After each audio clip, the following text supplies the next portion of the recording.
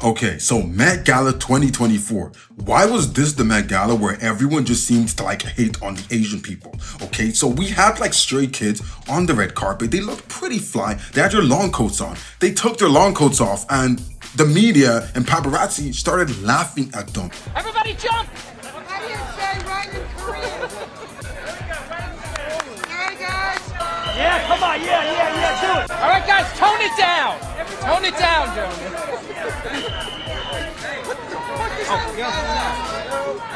And like one guy even shouted out, "Do it, but do it with some emotion."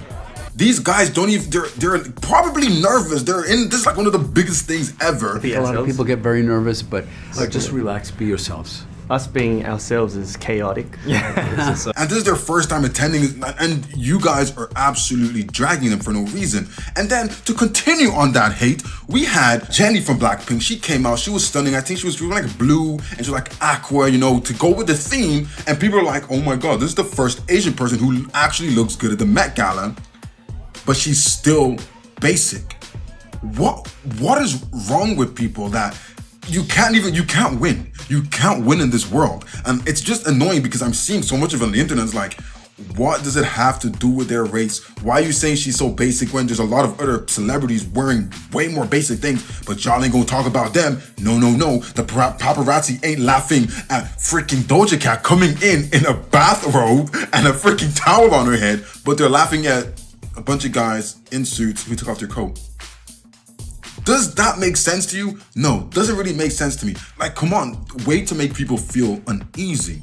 And now, let's talk about Doja. Let's give her her own little thing. Doja Cat came out with two outfits. The first outfit, she was in a bathrobe and she had the towel over her head. And we thought, you know what? It's Doja Cat. This is kind of normal for her. Then she goes and she comes back and she's drenched in a giant oversized t-shirt. And you can basically see her whole body, right? She did have some parts covered up so you couldn't see them, because you know what happens when you're wearing a white t-shirt and you drench it. Yeah, you know what I'm talking about. And she said she was dressed as cotton. Doja Cat said she was dressed as cotton. But, you know, at first I was like, it's a flower, it's a timeless garden kind of theme. Then I realized that she picked an outfit for the garden that's cotton.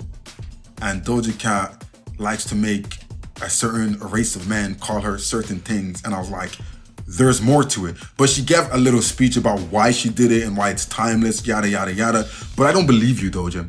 Doja, I do not believe you. Okay, if you believe Doja Cat, let me know in the comments because I don't believe her. I feel like there was a sinister thing there because she trolls. She loves to troll, and I think she's trolling the media and she's trolling us. And then unexpectedly, Kim Kardashian turned up to the Met Gala and she could barely walk. And we were like, why the hell is Kim not able to walk? Like, she obviously had her corset too tight or something to get that slim waist and have that Kim Kardashian look.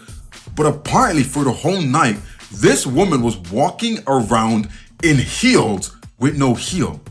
So just so her heels wouldn't get tangled in her dress, she walked around all night on her tiptoes, like ballerina, and like she was just on her toes, which is crazy. Like the dedication, I know we slag them and say they have no talent, but the dedication you need to walk around on your toes all night is crazy. Just for fashion over health at its finest. And then there was a little bit of a thing with Cardi B. So Cardi B came out with this black dress and no one kind of could guess what she was. It was like a flowy dress and everyone's like, why would you wear a basic kind of black dress? Yes, it looks cool because it flourishes to the floor, but it's just a black dress.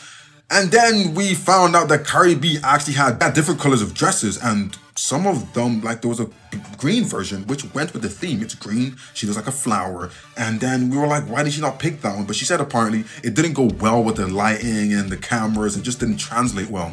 And then going back to the fact that this Met Gala was just the insulting of Asian people, how did we have the paparazzi asked Cardi B, hey Cardi, who made your outfit? Who made that dress? And she said, but you feel amazing? Who made this? I feel amazing. It's this amazing designer.